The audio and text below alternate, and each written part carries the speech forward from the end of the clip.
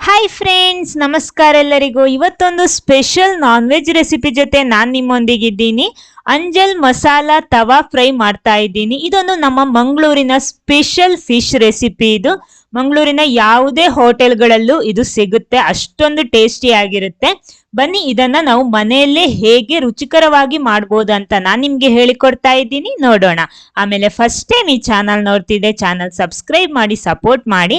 ಅದರ ಪಕ್ಕದಲ್ಲೇ ಇರುವ ಬೆಲ್ ಐಕನ್ ಪ್ರೆಸ್ ಮಾಡಿ, ಅದರಲ್ಲಿ ಬರೋ ಆಲ್ ಆಪ್ಷನಿಗೂ ಕ್ಲಿಕ್ ಮಾಡಿ. ಹಾಗಿದ್ರೆ ಮಾತ್ರ ನಾನು ಹಾಕುವ ಹೊಸ ಹೊಸ ವಿಡಿಯೋಸ್ಗಳ ನೋಟಿಫಿಕೇಶನ್ ನಿಮಗೆ ಸಿಗುತ್ತೆ. ಬನ್ನಿ ಇಲ್ಲಿ ನಾವು ಮಸಾಲಾ ತವಾ ಫ್ರೈ ಹೇಗೆ ಮಾಡೋದಂತ ನೋಡೋಣ.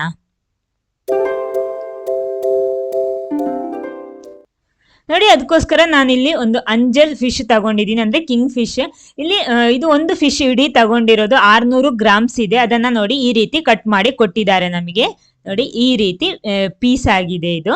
ಓಕೆ, ಮೊದಲು ನಾವು ಮಾಡಬೇಕಾಗಿರೋದು ಇದರ ಮೇಲ್ಗಡೆ ಈ ಫಿಶ್ಗೆ ಬೇಕಾಗಿರೋಷ್ಟು ಮಾತ್ರ, ಮೀನಿಗೆ ಬೇಕಾಗಿರೋಷ್ಟು ಮಾತ್ರ ಉಪ್ಪು ಹಾಕ್ಬಿಟ್ಟು ಒಂದ್ಸಲ ಚೆನ್ನಾಗಿ ಮಿಕ್ಸ್ ಮಾಡಬೇಕು. ಅಂದ್ರೆ ಮೀನಿಗೆ ಉಪ್ಪು ಚೆನ್ನಾಗಿ ಎಳಿಬೇಕು, ಹಾಗಿದ್ರೆ ಮಾತ್ರ ನಮ್ಮ ಈ ರೆಸಿಪಿ ಚೆನ್ನಾಗಿ ಸಿಗುತ್ತೆ, ಟೇಸ್ಟಿಯಾಗಿ ಬರುತ್ತೆ.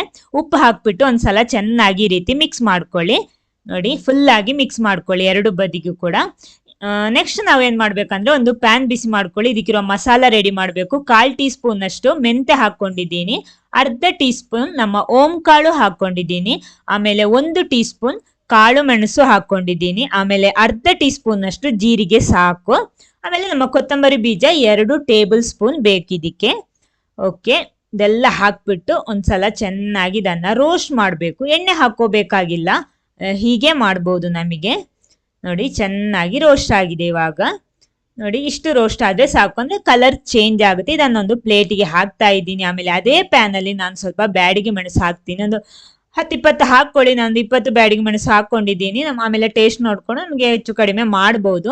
ಆಮೇಲೆ ಇದಕ್ಕೆ ಕಾಶ್ಮೀರಿ ಚಿಲ್ಲಿ ಹಾಕೊಂಡಿರೋದು ಬ್ಯಾಡಿಗೆ ಮೆಣಸು. ಆಮೇಲೆ ನಾನಿಲ್ಲಿ ಒಂದು 3 ಗುಂಟೂರು ಮೆಣಸು ಕೂಡ ಹಾಕ್ತಾ ಇದ್ದೀನಿ. ಸ್ವಲ್ಪ ತೆಂಗಿನೆಣ್ಣೆ ಹಾಕ್ಬಿಟ್ಟು ಇದನ್ನು ಅದೇ ರೀತಿ ಚೆನ್ನಾಗಿ ರೋಸ್ಟ್ ಮಾಡಬೇಕು. ಲೋ ಫ್ಲೇಮ್ ಅಲ್ಲಿ ಇದನ್ನ ರೋಸ್ಟ್ ಮಾಡಬೇಕು, ಇಲ್ಲಾಂದ್ರೆ ಬೇಗ ಕಪ್ಪಾಗ್ಬಿಡುತ್ತೆ. ನೋಡಿ, ಇಲ್ಲಿ ನಮ್ಮ ಮೆಣಸು ಚೆನ್ನಾಗಿ ಇಲ್ಲಿ ರೋಸ್ಟ್ ಆಗಿ ರೆಡಿ ಆಗಿದೆ. ಇದನ್ನ ಸ್ಟವ್ ಆಫ್ ಮಾಡಿಬಿಟ್ಟು ಇದನ್ನ ಅದೇ ಪ್ಲೇಟ್ಗೆ ಹಾಕ್ತಾ ಇದ್ದೀನಿ. ನೆಕ್ಸ್ಟ್ ಇದಕ್ಕೆ ಬೇಕಾಗಿರೋದು ನಮ್ಮ ಬೆಳ್ಳುಳ್ಳಿ, ಒಂದು 3 ಎಸಳು ಬೆಳ್ಳುಳ್ಳಿ ಹಾಕ್ತೀನಿ. ನೋಡಿ, ಇಷ್ಟು ನಾನು ಹುಣಸೆ ಹಣ್ಣು ಹಾಕೊಂಡಿದ್ದೀನಿ. ಹುಳಿ ನೋಡ್ಕೊಂಡು ಸೇರಿಸ್ಬೋದು, ನಿಮಗೆ ಅರ್ಧ ಟೀ ಸ್ಪೂನ್ ಅಷ್ಟು ಅರಶಿನ ಹುಡಿನೂ ಹಾಕ್ಬಿಟ್ಟು ಇದನ್ನ ಚೆನ್ನಾಗಿ ರುಬ್ಬೇಕು. ಸ್ವಲ್ಪ ನೀರು ಹಾಕ್ಬಿಟ್ಟು ಇದನ್ನ ಚೆನ್ನಾಗಿ ರುಬ್ಬೇಕು. ನಾನು ರುಬ್ಬಿ ತರ್ತೀನಿ. ನೋಡಿ, ನಮ್ಮ ತವಾ ಮಸಾಲ ಫ್ರೈಗಿರೋ ಮಸಾಲ ರೆಡಿ ಆಗಿದೆ. ನೆಕ್ಸ್ಟ್ ನಾವು ಆ ಮಸಾಲದಿಂದ ಸ್ವಲ್ಪ ಮಸಾಲ ಈ ಮೀನಿನ ಮೇಲ್ಗಡೆ ಹಾಕ್ಬಿಟ್ಟು ಚೆನ್ನಾಗಿ ಇದನ್ನ ಸ್ಪ್ರೆಡ್ ಮಾಡಬೇಕು. ಮಸಾಲೆ ಮೀನಿಗೆ ನೋಡಿ ಈ ರೀತಿ ಚೆನ್ನಾಗಿ ಸ್ಪ್ರೆಡ್ ಮಾಡಬೇಕು. ಫುಲ್ 2 ಬದಿನೂ ಚೆನ್ನಾಗಿ ಸ್ಪ್ರೆಡ್ ಮಾಡ್ಕೊಳ್ಳಿ.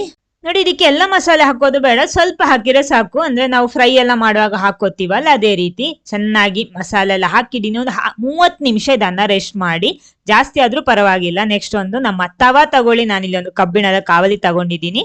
ಅದಕ್ಕೆ ನಾವು ಸ್ವಲ್ಪ ನಾನಿಲ್ಲಿ ತೆಂಗಿನ ಎಣ್ಣೆ ಹಾಕ್ತಾ ಇರೋದು. ನಮಗೆ ಫ್ರೈ ಮಾಡೋದಿಕ್ಕೆ ಎಷ್ಟು ಬೇಕೋ ಅಷ್ಟು ಎಣ್ಣೆ ಹಾಕೊಳ್ಳಿ, ಜಾಸ್ತಿ ಬೇಡ. ನಮಗೆ ಡೀಪ್ ಫ್ರೈ ಮಾಡ್ತಾ ಇಲ್ಲ ನಾವು ಇಲ್ಲಿ. ಸ್ವಲ್ಪ ತವಾದ ಮೇಲ್ಗಡೆ ಎಣ್ಣೆ ಹಾಕ್ಬಿಟ್ಟು ಇದನ್ನ ಚೆನ್ನಾಗಿ ಮೊದಲು ಫ್ರೈ ಮಾಡಬೇಕು ಎಣ್ಣೆಯಲ್ಲಿ. ಎಣ್ಣೆ ಬಿಸಿ ಆದ್ಮೇಲೆ ಈ ರೀತಿ ನಾವು ಮಸಾಲೆಯಲ್ಲಿ ಸ್ಪ್ರೆಡ್ ಮಾಡಿಬಿಟ್ಟ ಮೀನನ್ನ ಹಾಕ್ಬೇಕು. ಒಂದು 30 ನಿಮಿಷ ನಾನು ಇದನ್ನ ರೆಸ್ಟ್ ಮಾಡಿದ್ದೆ, ಅವಾಗ ಮಸಾಲೆ ಉಪ್ಪು ಎಲ್ಲ ಚೆನ್ನಾಗಿ ಎಳ್ಕೊಳ್ಳುತ್ತೆ. ಜಾಸ್ತಿ ಹೊತ್ತಾದ್ರೂ ಪರವಾಗಿಲ್ಲ, ಚೆನ್ನಾಗಿ ಎಳ್ಕೊಂಡ್ರೇನೆ ಟೇಸ್ಟಿಯಾಗಿ ಬರೋದು. ಈ ರೀತಿ ಎಲ್ಲ ಹಾಕ್ಬಿಟ್ಟು ಚೆನ್ನಾಗಿ ಇದನ್ನ ಫ್ರೈ ಮಾಡ್ಕೊಳ್ಳಿ. 2 ಬದಿನೂ ಚೆನ್ನಾಗಿ ಫ್ರೈ ಮಾಡಬೇಕು.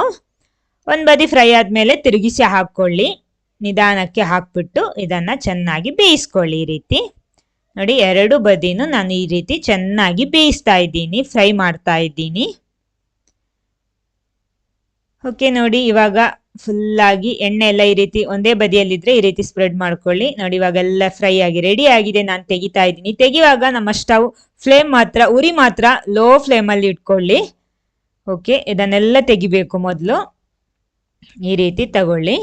ಚೆನ್ನಾಗಿ ನೋಡಿ ರೋಸ್ಟ್ ಆಗಿದ್ದೀನಿ. ಅದೇ ಎಣ್ಣೆಗೆ ನಾನಿಲ್ಲಿ 1 ಟೇಬಲ್ ಸ್ಪೂನ್ ಅಷ್ಟು ಶುಂಠಿ ಮತ್ತು ಬೆಳ್ಳುಳ್ಳಿ ಜಜ್ಜಿಬಿಟ್ಟು ಹಾಕ್ತಾ ಇದ್ದೀನಿ. ಅದೇ ಎಣ್ಣೆ ಉಪಯೋಗಿಸ್ತಾ ಇರೋದು. ಲೋ ಫ್ಲೇಮ್ ಅಲ್ಲಿ ಮೊದಲು ಮಾಡ್ಕೊಳ್ಳಿ.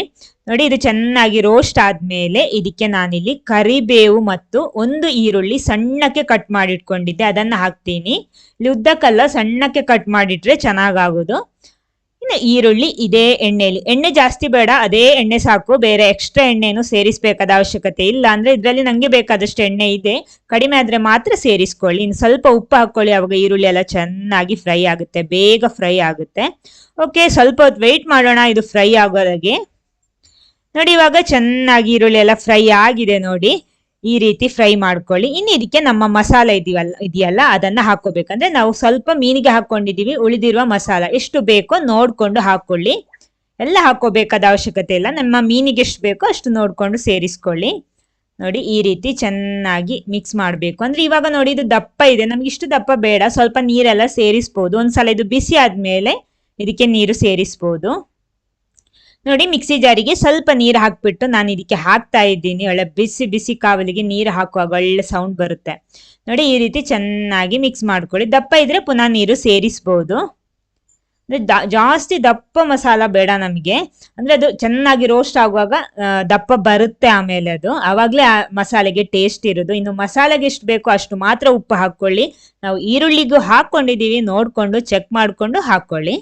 ಓಕೆ, ಚೆನ್ನಾಗಿ ಮಿಕ್ಸ್ ಮಾಡ್ಕೊಳ್ಳಿ. ಈ ಮಸಾಲೆ ಚೆನ್ನಾಗಿ ಕುದಿ ಬರಲಿ. ಕುದಿ ಬಂದ್ಮೇಲೆ ನೋಡಿ ಈ ರೀತಿ ಕಾವಲಿ ಫುಲ್ಲಾಗಿ ಮಸಾಲ ಸ್ಪ್ರೆಡ್ ಮಾಡಬೇಕು. ಫುಲ್ಲಾಗಿ ಅಂದ್ರೆ ನಮ್ಗೆ ಎಷ್ಟು ಫಿಶ್ ಇದೆಯೋ ಅಷ್ಟು ಜಾಗಕ್ಕೆ ಫುಲ್ಲಾಗಿ ಮಸಾಲ ಸ್ಪ್ರೆಡ್ ಮಾಡಬೇಕು. ಆಮೇಲೆ ನಾವಿಲ್ಲಿ ಫ್ರೈ ಮಾಡಿಟ್ಟ ಮೀನನ್ನ ಈ ರೀತಿ ಇದರ ಮೇಲ್ಗಡೆ ಇಡಬೇಕು. ಎಲ್ಲ ಮೀನನ್ನ ಇದೇ ರೀತಿ ಸೆಟ್ ಮಾಡ್ಕೊಳ್ಳಿ. ನೋಡಿ ಇವಾಗಲೇ ಒಂದು ಪರಿಮಳ ಬರುತ್ತೆ, ಸೂಪರ್ ಆಗಿರುತ್ತೆ ಇದು. ಖಂಡಿತ ಮಿಸ್ ಮಾಡಬೇಡಿ, ಒಂದ್ಸಲ ಆದ್ರೂ ಮನೆಯಲ್ಲಿ ಟ್ರೈ ಮಾಡಿ, ಟೇಸ್ಟ್ ಮಾಡಲೇಬೇಕಾದಂತ ಒಂದು ರೆಸಿಪಿ ಇದು. ನೋಡಿ ಒಂದು ಬದಿ ಚೆನ್ನಾಗಿ ರೋಸ್ಟ್ ಆಗಲಿ, ಇದರ ಮೇಲ್ಗಡೆ ಸ್ವಲ್ಪ ಕರಿಬೇವನ್ನು ಹಾಕೋಣ, ಅವಾಗ ಪುನಃ ಟೇಸ್ಟ್ ಜಾಸ್ತಿ ಸಿಗುತ್ತೆ. ಮಸಾಲೆ ಎಲ್ಲ ಇದರ ಮೇಲ್ಗಡೆ ಸ್ಪ್ರೆಡ್ ಮಾಡ್ಕೊಳ್ಳಿ ಸ್ವಲ್ಪ ಸ್ವಲ್ಪ, ಎರಡು ಬದಿಗೂ ಮಸಾಲ ಸಿಗ್ಬೇಕು. ಒಂದು ಬದಿ ಚೆನ್ನಾಗಿ ರೋಸ್ಟ್ ಆಗಲಿ, ಆಮೇಲೆ ನಮಗೆ ಇದು ಬೇಕಿದ್ರೆ ತಿರುಗಿಸಿ ಹಾಕೋಬಹುದು. ನೋಡಿ ಇವಾಗ ಒಂದು ಬದಿ ಚೆನ್ನಾಗಿ ರೋಸ್ಟ್ ಆಗ್ತಾ ಇದೆ. ಇವಾಗ ನೆಕ್ಸ್ಟ್ ನಾನು ಇದನ್ನ ಸ್ವಲ್ಪ ತಿರುಗಿಸಿ ಹಾಕ್ಬಿಟ್ಟು ರೋಸ್ಟ್ ಮಾಡ್ತೀನಿ. ನಮ್ಮ ಮಸಾಲ ಫಿಶ್ ಎಲ್ಲ ಸೇರ್ಬಿಟ್ಟು ಚೆನ್ನಾಗಿ ರೋಸ್ಟ್ ಆಗ್ತಾ ಇದೆ. ಇವಾಗ ಈ ಮಸಾಲ ತಿನ್ನೋದಿಕ್ಕೆ ಸೂಪರ್ ಆಗಿರುತ್ತೆ ನೋಡಿ. ಈ ರೀತಿ ಸೂಪರ್ ಆಗಿರುವಂತಹ ನಮ್ಮ ಅಂಜಲ್ ಮಸಾಲ ತವಾ ಫ್ರೈ ಇಲ್ಲಿ ರೆಡಿ ಆಗ್ತಾ ಇದೆ ನೋಡಿ. ಎರಡು ಬದಿನೂ ಚೆನ್ನಾಗಿ ರೋಸ್ಟ್ ಆಗ್ತಾ ಇದೆ ಇವಾಗ. ಓಕೆ ನೋಡಿ, ಇದು ರೆಡಿ ಆಗಿದೆ, ಚೆನ್ನಾಗಿ ರೋಸ್ಟ್ ಆಗಿದೆ ನೋಡಿ. ಎಣ್ಣೆ ಎಲ್ಲ ಸೈಡಲ್ಲಿ ಬರ್ತಾ ಇದೆ. ಇವಾಗ ಸಾಕು, ನಮಗೆ ಇಷ್ಟು ಸಾಕು. ನಾನು ಫ್ಲೇಮ್ ಆಫ್ ಮಾಡಿದ್ದೀನಿ, ಆದ್ರೂ ಇದು ಕುದೀತಾ ಇದೆ, ಯಾಕಂದ್ರೆ ನಾನು ಕಬ್ಬಿಣದ ಕಾವಲಿಯಲ್ಲಿ ಮಾಡಿರೋದು. ನೋಡಿ ನಮ್ಮ ಅಂಜಲ್ ಮಸಾಲ ತವಾ ಫ್ರೈ ಇಲ್ಲಿ ತಿನ್ನೋದಿಕ್ಕೆ ರೆಡಿ ಆಗಿದೆ. ವಿಡಿಯೋ ನಿಮ್ಗೆ ಇಷ್ಟ ಆಗಿದ್ರೆ ಖಂಡಿತ ಲೈಕ್ ಮಾಡಿ, ಎಲ್ಲರ ಜೊತೆನೂ ಶೇರ್ ಮಾಡಿ. Okay, thank you.